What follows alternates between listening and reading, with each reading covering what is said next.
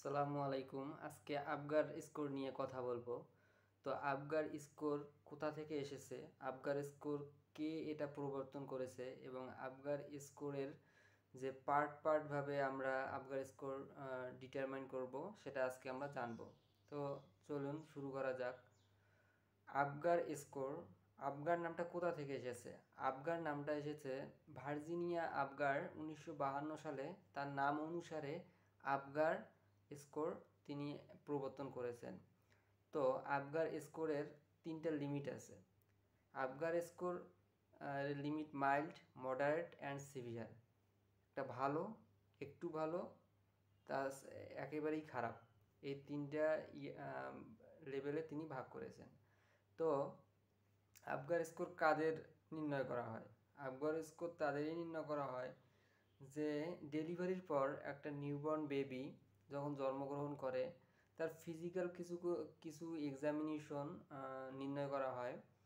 তো এই physical examination করার ফলে বুঝতে পারবো বাচ্চাটা আসলে ভালো পজিশনে আছে না খারাপ পজিশনে আছে, না তার ইমিডিয়েট কোনো ট্রিটমেন্ট দরকার। এই কারণে আবগার স্কোরটা আমরা ইউজ করে থাকি। তো আবগার স্কোরের APGAR, আবগার, এটা যদি আমরা অ্যাব্রিভিয়েশন করি তো এ মিনস অ্যাপিয়ারেন্স, অর্থাৎ বাচ্চাটার অল বডি অর্থাৎ হোল বডি পুরো শরীরের কালারটা কীরকম, সেটা ব্লু না পিঙ্ক। মূলত তিনি ওই স্কোরে বলেছেন যদি বাচ্চা পুরো শরীরের কালারটা পিঙ্ক হয় তাহলে এটা হবে, তাকে আমরা 2 মার্ক দিব। এবং তার চেয়ে যদি একটু হালকা ব্লু থাকে এবং পিঙ্কও থাকে তাহলে তাকে মার্ক দিব 1। এবং যদি একেবারেই ব্লু বা সায়ানোসিস অর্থাৎ অক্সিজেনের পরিমাণ তার দেহে কম থাকে, তার বডির কালার যদি নীল থাকে তাহলে তাকে আমরা 0 মার্ক দিব। তো এ শেষ হয়ে গেল। তারপর হচ্ছে পি। পি ফুল ফর্ম হচ্ছে পালস রেট, অর্থাৎ পালস রেট স্বাভাবিক হচ্ছে নর্মাল রেঞ্জ, যেটা বাচ্চাদের ক্ষেত্রে 60 থেকে 90 বিটস পার মিনিট, অর্থাৎ মিনিটে 60 থেকে 90 হতে পারে। তো বাচ্চাদের যদি 100 বিট পার মিনিটের কম হয় তাহলে তাকে মার্ক আমরা দিব 1। যদি 100 বিট পার মিনিটের থেকে বেশি হয় তাহলে তার মার্ক হবে 2। এবং হচ্ছে 100-র নিচে যদি হয় তাহলে একেবারেই যদি 20 বিট পার মিনিট না পাওয়া যায় তাহলে তার মার্ক হবে 0। তারপরে হচ্ছে জিতে গ্রাইমেন্স, অর্থাৎ হচ্ছে বাচ্চাটা কান্নাকাটি কতটুকু করছে তার উপর নির্ভর করে তাকে আমরা মার্ক দিব।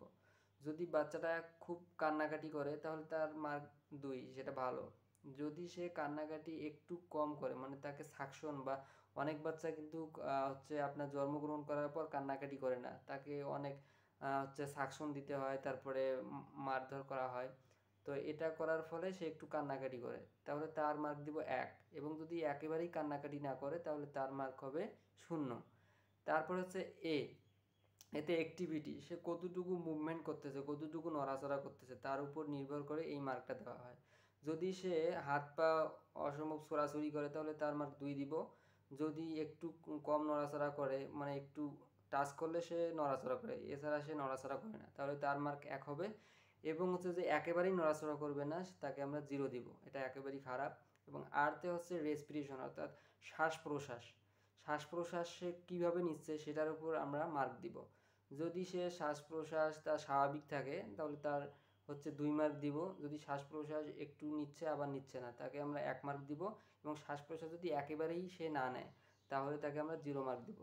তো এই মার্কের যে ডিস্ট্রিবিউশন বা একটা লিমিট আছে, আমরা কিভাবে মাইল্ড, মডারেট, সিভিয়ার, অর্থাৎ ভালো, তার চেয়ে ভালো, তার চেয়ে একটু ভালো, এটা আমরা কিভাবে নির্ণয় করব? এটার লিমিট হচ্ছে যদি একেবারেই ভালো হয় তার স্কোরটা 7 থেকে 10 হবে।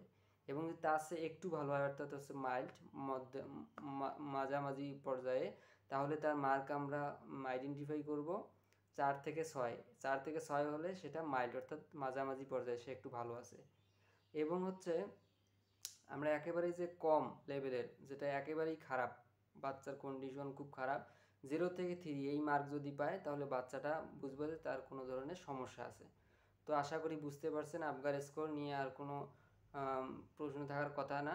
Thank you. আসসালামু আলাইকুম রহমতুল্লাহি ওয়া বারাকাতুহু।